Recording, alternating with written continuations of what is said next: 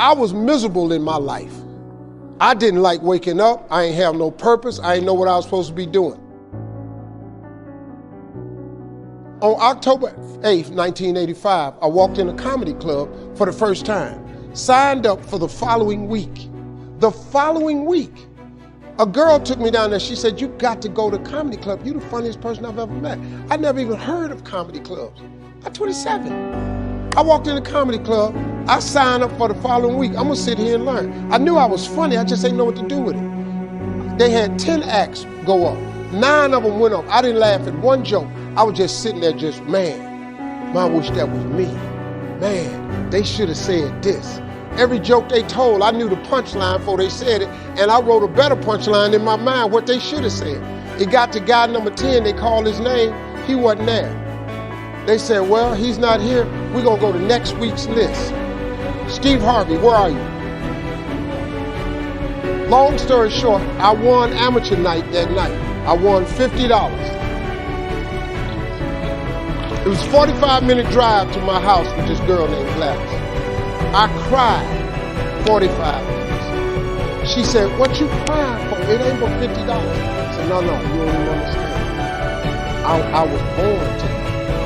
I now know what I'm supposed to do. I went to work the next day, October 9th, and quit my job. With $50, I had nothing. I just never gave up. I'm gonna tell you something. That decision cost me everything I had. I lost everything. I lost my family. I lost friends. I lost everything. I became homeless. I lived in a car for 3 years. But I just saw this, I saw this vision. I just pursued it. I said, wow, that's it. You have to take chances in life. Life is about risk. If you play it safe in life, you ain't gonna have much of a life. If you play it safe, you won't have much of a life. Life is risk. It take courage to pursue your dream. Now it's gonna cost you something. Most people are not willing to pay what it costs to go after your dream, because you're gonna have to hurt a little bit. And most people don't like being uncomfortable. If you don't want to be uncomfortable, please do not pursue success, because success is a very uncomfortable feeling. And I just learned to be comfortable being uncomfortable. Life is hard. See, for every time you have a plan, a dream, an aspiration, or a goal, do you know what happens every time you have one of those? This thing comes along called life. It happens to everybody. Life has disappointments. It's got peaks and valleys.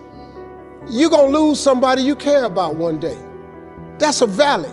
Somebody gonna close the plant you thought was gonna stay open so you could retire. That's a valley. Somebody gonna fire you for an unjust cause. That's a valley.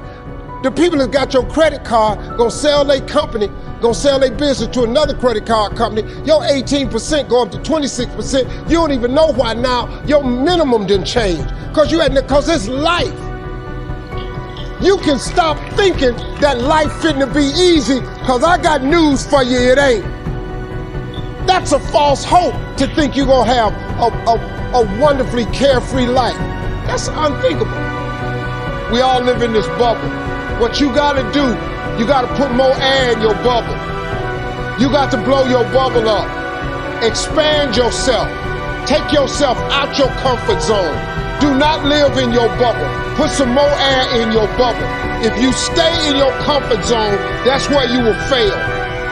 You will fail in your comfort zone. Success is not a comfortable procedure. It is a very uncomfortable thing to attempt. So you got to get comfortable being uncomfortable if you ever want to be successful. Start putting some pressure on. Put some pressure on yourself. Get out here and get about it. Look, I'd love to sugarcoat this thing for you. I'd love to tell you, look, you can go out here and get rich, do a couple of things. That ain't happening. You got to get real doggish. You got to get downright funky if you want to make it. Now, like I was telling you before, if you want to be ordinary, you ain't even got to listen to me.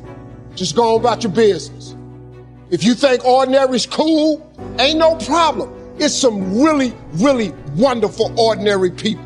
But if you are sitting in this room and you have extraordinary aspirations, then you're gonna have to do extra. You put extra on top of ordinary and you come up with extraordinary. It's no other way. I'm sorry, but here's the fact.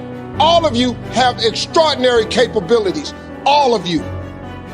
You have to decide if you are willing to do the things to put you in that category.